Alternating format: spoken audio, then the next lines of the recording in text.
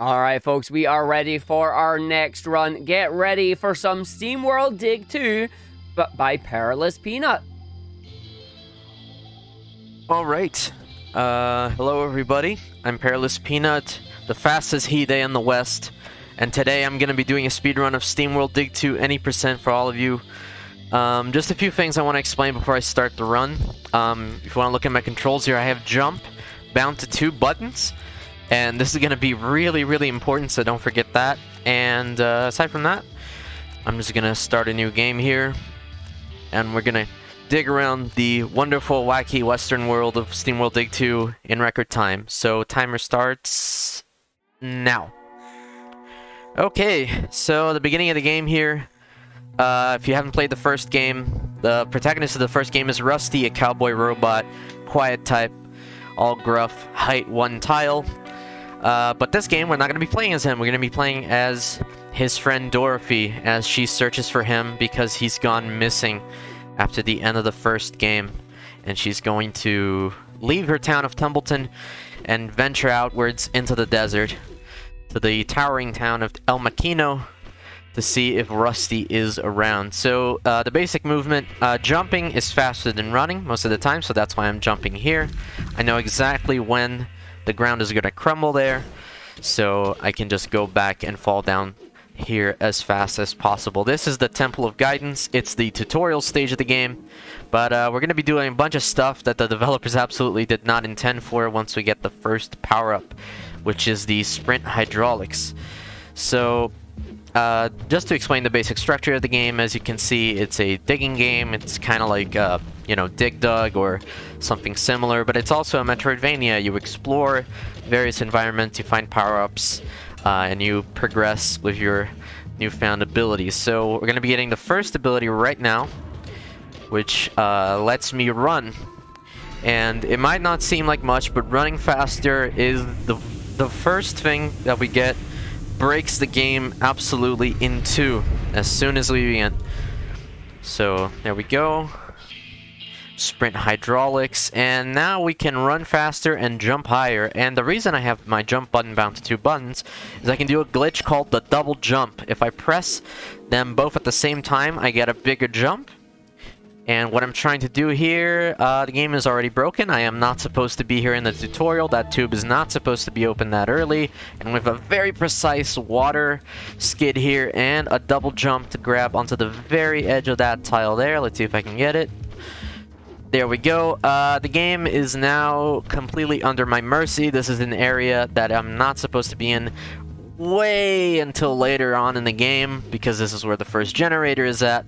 So yeah, I just skipped the first boss, the tutorial, and as a result, because I skipped the first boss, I do not have a mini-map. The game will not give me a mini-map for the rest of the run. And here I am in Yarrow, which is normally the second major area you get way later as well. Need to be careful not to die to this snail. I hate these snails so much. They are awful and bad. So I'm digging in here in Yarrow because I want to open a tube that is at the entrance of this area. Right here you need the jetpack to cross this gap, but with the double jump, pressing 2 buttons at once, incredibly simple tech, I can just tell the game no, and I am already way ahead of intended progression. However, because I skipped the tutorial, I didn't get to town normally, so I have to self-destruct in order to get back to town. And because of that, as you can see, all the citizens of town are really glitched and all bunched up together, because that's for a cutscene that I did not trigger in the intended manner. We're going to go back to Yarrow after that intentional death. We're going to jump over here and get this ore that is in here. This is a game about digging and selling the ore that you find to get money to buy upgrades. That tremolite there, which is worth $30, is always in the same spot every time. Gonna be careful around these snails. These snails do a heart and a half of damage, and I only have 3 hearts, so if I get hit, that is bad news. I got really lucky that that snail also dropped a blood rock. That's gonna be some extra money. And we're going to take this shortcut over here at the end of this small Yarrow section to go back into the mine, which we didn't even enter the normal way. So we're at the tube that says below the wall, but we haven't even been above the wall, so it doesn't make any sense. Everybody's still bunched up together in town. I sell all the ore, gives me way more money than I should have at the beginning of the game. I'm gonna buy a lamp, a backpack, and a pickaxe because I'm going to enter the mine regularly this time. Light up the lamp, and with those upgrades I can make my way to the first major item, the pressure bomb, relatively quickly. So I'm gonna dig one block to the right and then dig straight down until I see a series of rocks that are consistent every time. This game is way less random than the first game. A lot of stuff is predetermined, which is really, really nice. So I'm gonna dig. These cacti are a little annoying. Every single run I kind of do something different here. Didn't get hit there, that's nice. Avoid these trilobites. Jump up this ladder, enter this Burster's Station. So we're gonna get the pressure bomb, which is the first major item of the game. It's a bomb that you can shoot forwards or upwards that destroys blocks. And normally, when you get this upgrade, you're supposed to do a whole intended path through the dungeon and come out on the other side. But I am a clever little weasel, and so what I'm gonna do is walk off the edge of this block and shoot a pressure bomb up at the very edge to blow up the path that I came back from. And yeah, I don't need to do the rest of the dungeon. I'm just gonna go back, and as soon as I come out here, I'm gonna self-destruct again because it's faster to get to town. And since I have the pressure bomb, I can now get the next upgrade, which is the Jackhammer, which is way below there. You normally have to manually dig this whole way through casually, but because we opened that tube earlier, we can just fast travel there, no problem. And we're gonna get the Jackhammer. If you played the first Steamworld Dig, it's kind of like the drill in that game. It helps break these brick blocks that are tougher than normal dirt, and our pickaxe won't do anything against them. So we're going to the Mason Station here to get the Jackhammer. And all of these high jumps that I'm doing, normally you would not be able to jump that high. Like I said, I'm using the double jump glitch a lot. If you sometimes hear the jump sound being played twice very fast, that's the double jump glitch, because what is happening is the game is just registering 2 jump inputs at once, and so it doubles that height essentially. There is a strat I could have done there called rock skip, but I value my life and my time, so I'm not going to attempt that because it's risky, doesn't save a lot of time, and if I fail, it makes me look very embarrassed in front of almost 1,000 viewers. So I'm going to get some water, hop on top of this upgrade station, then get the azurite that's always there hidden above the upgrade station, and now we have the Jackhammer. And the Jackhammer is probably the most important upgrade in the game. You basically can't progress without it, but what I'm also going to be doing is upgrading the Jackhammer a lot because it comes with some mods later that I can implement. And as you can see, it destroys these bricks very nicely. That's an upgrade cog right there, which is one of the collectibles that I can use to enhance my tools once I get certain upgrades. Water pool right below that block there. And then 1 block to the left and keep digging down, which gives me a guaranteed azurite every time. Thank you, Image Inform, for all the fixed ore locations in this game. Compared to the first game, it's much less random, much less inconsistent, and makes for a much more fun run. So now we've gone here, we've reached the Oasis. And the Oasis is the refuge of a fallen civilization, aka humans. The Steamworld series is post-apocalyptic. The Steambots kind of take over the Earth after a war between them and the humans kind of goes haywire, but we find this little community of humans still living here. They're called the Shiners because they drink a lot of moonshine, and they're kind of devolved humans. So I'm going to unclog that tube, go back to town here, and sell all my resources. I'm not going to spend it all in one place just yet. I'm going to go back to the Oasis, and I'm going to enter Rosie's storage, where I get the best upgrade in the game, in my opinion, which is the hook shot. And you might be thinking, like a Zelda hook shot? Well, kinda, it's better in basically every way, shape, and form. And it's the tool that allows us to do a lot of crazy skips, to skip a ton of content in the game. Basically, if you've ever played this game casually, you'll notice that nothing is going as intended. And I have a secret chat. I'm Spider-Man. Nah, just kidding, but it's kind of like a Spider-Man web. You can zip around, and in the task, this hookshot moving can get absolutely unbelievable. But for our TA run, right now, currently, we're just using it to get around, get to some secret places. There's some ore up here that I can get for more money, an upgrade cog at the end. I'm going to talk to Rosie again here because she gives me an objective, but that's not really important. It's so I can get XP to get to the next level. And the reason for that is I need to be level 6 before I get to the Fire Temple, which is the next area that we're going to. I take the tube back here to the lower temple shaft. Right there is a hook shot double jump, which I take the momentum from the hook shot and combine it with a double jump to get a ton of good height.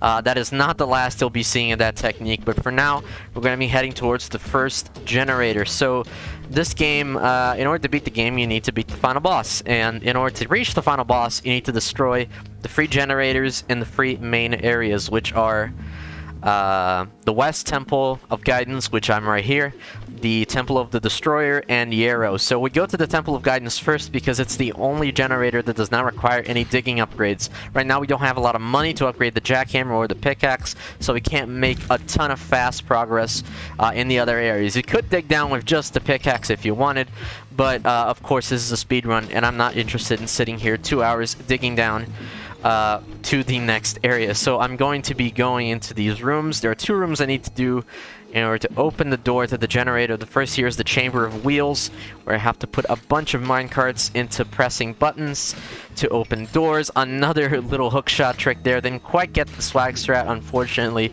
but that's okay. We're going to be going up here, putting another minecart on a button, and this is thankfully the only minecart puzzles we basically see in this run if you do this game casually 100%. Some of these I almost said Minecraft. Some of these minecart puzzles get extremely annoying in some of the later areas, but we're not going to be doing any of that today.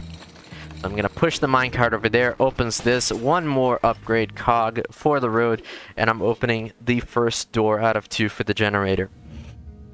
The generator is up there, and normally if you've played this game casually also, you know that eventually you go to Vectron, and Vectron you do a whole sequence of events and you get the jetpack, the jet engine. We are not going to be getting any jetpacks today, and some of the intended sections that the developers expect you to get the jetpack on, or to use the jetpack on, will be bypassed in some pretty cool ways. This is the Chamber of Arrows. This is a strat I like to call See the Matrix. You can jump in between the stream of arrows right there. I feel like Neo every time I do it. That's why the name. And so we're going to be making it to the end of the Chamber of Arrows here, and you might be thinking, wow, this game is really broken. And the developers know that. There's an achievement called, I think it's called Sequence Breaker, where it's an achievement for beating the game without going to Vectron. So the developers did expect you to sequence break this game, and did expect you to beat it without some of the required upgrades. And they didn't fix any of it. They just left it in and said, hey, if you want, you can sequence break this game a lot, and if you do, you get an achievement for it, which I think is pretty cool. Right here in the Chamber of Arrows, I know where all the arrows are going to spawn. I stay in between these 2 launchers here. So, like a total boss, I stand in between those 2 arrow shooters and don't get hit at all because I'm just that good. I get another cog and open the button here. So you're supposed to have the jetpack to get up here. I'm not interested in that, so I'm going to do a little Spidey swing, I like to call it, where I use the momentum of the hook shot. Oh, okay. That jump is way harder than it looks. To get up here and into the first Doomsday device, aka generator, not really Doomsday devices, but I'll explain that later. And with that, we are at level 6, which means we're going to be going to the Fire Temple. But first, unclog this tube, go back to town, and sell all my stuff. Now, I need to have 300. I'm at 250. That's really good. Where am I going? This is not where I'm supposed to go. This is where I'm supposed to go. Go back to the Oasis. Get a hookshot boost off of that thing. And we're back to the Oasis because the Fire Temple is normally across the Windy Plains to the east of El Maquino, and you're normally supposed to go across the Windy Plains and go into the Fire Temple through the main entrance, but Fun fact, there's a secret entrance to the fire temple up here that that you normally find out about later, but since we have the benefit of foresight in the speedrun, we can just go here. And now we're at the Golem Altar, which is about halfway into the fire temple, so now we don't have to do any of that. I'm gonna sell all my stuff, $98 for a clean free 50, and I'm going to buy the Titan's Auger for my Jackhammer, put in 2 cog mods. The cog mods that I put in are faster wind up and slower wind down, so the Jackhammer will start up faster and take longer to stop jackhammering. So the goal here for this section, as we make it down to the bowels of the fire temple, is I need to get money. Money is key here, because I need to buy armor upgrades, and for a very specific reason. It's not just because of health. I have to be careful with these cultists here throwing spears so they don't kill me to death. Have to be careful here. Okay, found the tube, and I'm gonna sell more stuff, see how much money I have. That's perfect, probably. So I need to get enough armor upgrades to have 6 hearts, and the reason for that is at 6 hearts you get a cog mod called the Vidar Boots, and what the Vidar Boots do is allow you to step in lava briefly. I'm gonna push this guy into the lava. Oops, I said I'm going to push this guy into the lava, thank you, because I'm a bully, and because pushing him into the lava gives me back some of my health and my water, which powers up the Jackhammer. So the Vidar Boots let you step in lava for a brief time, and that is going to be very, very important for something you'll see later. For now, though, I'm just making my way down here. Not the best optimal path because there's a lot of TNTs in the way, but not to worry. I am a beast, and so I can get all the money I need and also come out without a scratch. Now, that might look easy, but trust me, that section has killed more runs than I would like to admit. I don't think I'll have enough money here. Actually, I do. So I'm going to buy the tempered body armor, and I'm going to apply the Vidar Boots. So, there's a huge gap full of lava here. As you can see, it's a big pit of lava, nothing to stand on. How the heck am I gonna get up there, which is where the objective is? Well, trusty hookshot momentum allows us to do this. Alley-oop. And then a swing here, a swing there, and we're across. And that skips a ton of stuff. I really cannot stress how much that skips. That skips Vectron, that skips the jetpack. It's just complete lunacy. And I took that ametrine that was under there a little bit for some extra money. Try not to get... Okay, these golems do a lot of damage. I have to not get destroyed here.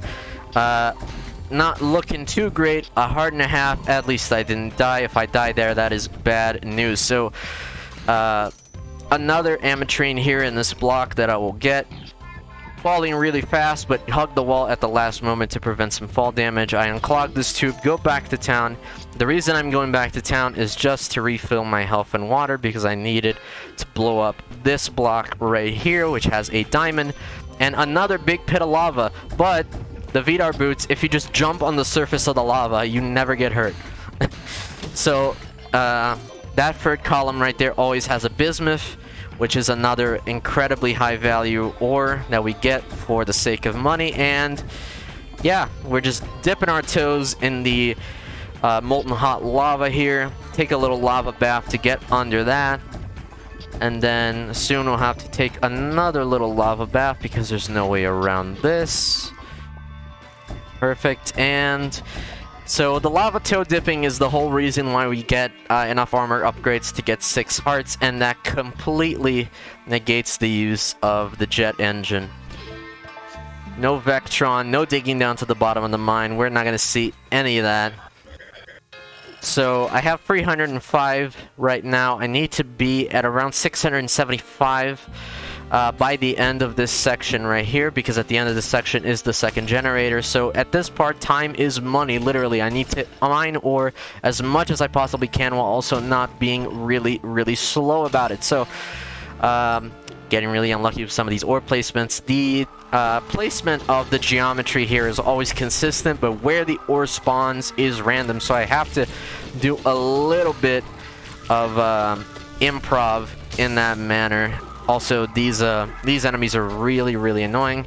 I'll hop in here to the sun armor and get the ultra composite armor, which is going to give me more defense. Theoretically, you could skip this, but the final boss with this is already so, like, unbelievably difficult and scary, even with the armor, so that not getting the armor is more of a possible task trap. But getting the armor is worth it, because here we have Imaginite, which is the most valuable ore in the game. It's worth $80 reduce. We're gonna throw that bat away, see if there's anything good in here. Some dark matter, that is great. I'll see how much money I have after this. Hopefully not as much as I would hope. Hopefully the next section has a little bit more ore, and that is one of the randomness aspects of this game. You have to know how to kind of adapt and find ore and stuff you can sell at town in a timely manner, because the placements are going to be random every time, and there's no guarantee that that you'll get, you know, just completely super lucky and just get everything you need all at once. So I do have to do a little bit of digging. I do know the layout of the level, so I know where ore is most likely to spawn. This guy is a pain in my butt, so I'm not gonna deal with him. I'm gonna try to avoid those fire shots, which are really annoying too. A little bit of lava dipping one more time. This guy is standing right in front of my money, therefore he needs to die. I got the level up there, which is pretty nice. Every time you level up, you get a bonus to your ore cell in town. So having as many levels as possible early on, just by defeating enemies and such, is good. So I'm gonna get all my money. I'm gonna buy the Ivan Drago, the pressure bomb upgrade, and the water tank. And the reason for that is the Ivan Drago is literally the name of the upgrade. The Ivan Drago has a cog mod called Slipstream Jet that pulls me forward every time the Jackhammer breaks a block, and makes for some really fast digging in the last area here at Yarrow. So we destroyed the generator in the fire temple. Then I'm going to self-destruct once again to get to town, and I'm going to switch out my cog mods to the ones that make me go really fast. So I'm going to take off the Vidar Boots, put on Slipstream Jet, and off to Yarrow we go.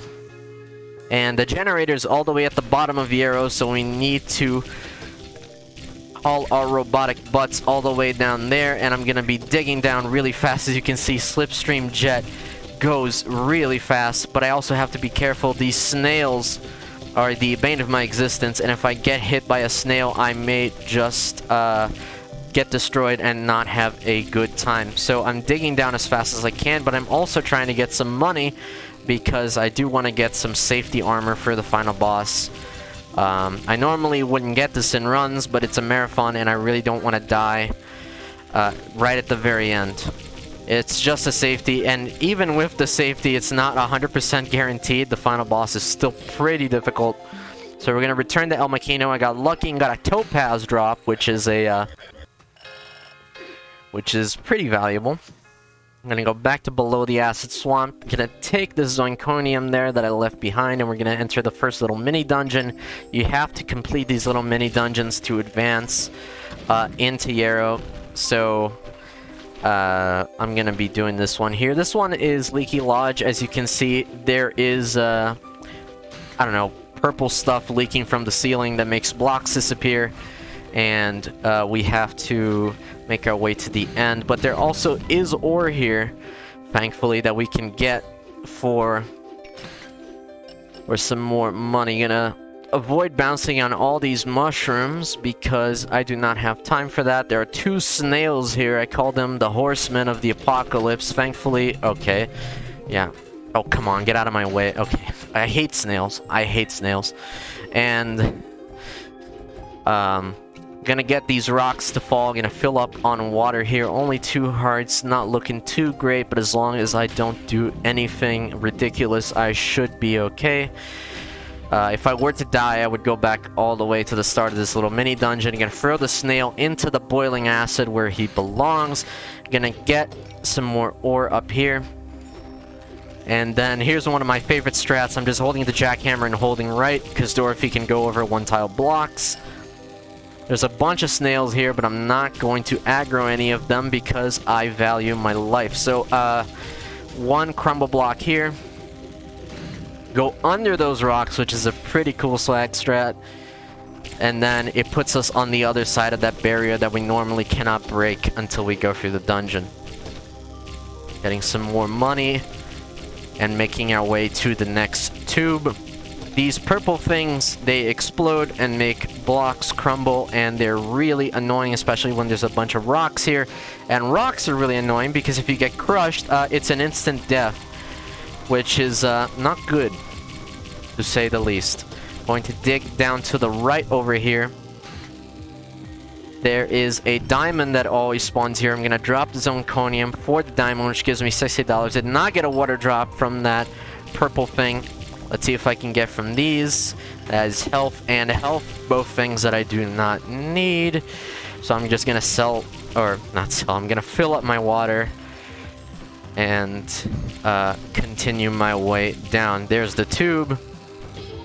With any luck, I should have plenty of money to buy the level 7 armor. And the level 7 armor is actually necessary because it comes with a cog mod called Aramid Armor. And what Aramid Armor does is every 30 seconds, it reflects a projectile. You might think, wow, that doesn't sound very useful.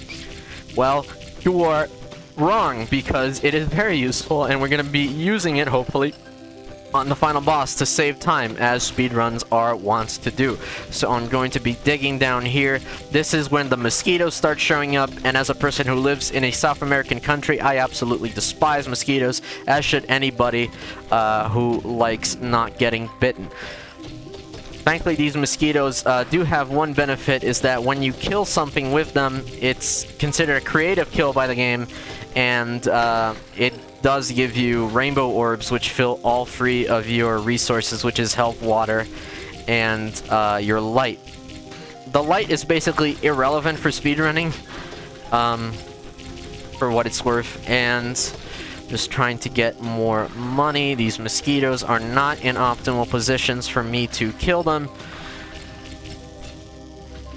And right here, this is why we bought the level 2 pressure bomb. You're normally supposed to have the jetpack and then get another power-up called Ramjet Vigor, but with a level 2 pressure bomb, you can just do that, get around this barrier, and there we go. I just skipped like 20 minutes worth of content by doing that, and that is what allows this run to happen, and not needing to go to Vectron, get the jetpack, and all that stuff. So I'm just uncovering a few more minerals there to see if I can get some more money. Let's see. Not quite enough for the yeah, not quite enough for the Doom armor. That's okay. I'll make do with 7 hearts. It's gonna make the final boss a little bit harder, but that's okay, because Danger is my middle name. Not really, but I like to pretend that it is. So I'm going to go down here. No more digging required. The next generator is just around the bend. And here it is. I have to hop across some acid. I don't have the Vidar Boots anymore. And fun fact, I only just found out that Vidar is the son of Odin in Greek, and not Greek, in Norse mythology, and he has a magic boot. That's why the Vidar boots let you step on lava. Anyway, that's the last generator. We're going to self-destruct, and we're gonna travel back to the Oasis, which you're not supposed to do normally when you do all the 3 generators. The door's closed. No, it isn't. I can just go in, and we're at the final boss. So you might be thinking, wow, that estimate is really generous. Well, yeah, there's a reason for that. So plot twist, Rusty is not missing. He was actually kidnapped by Rosie, the leader of the humans.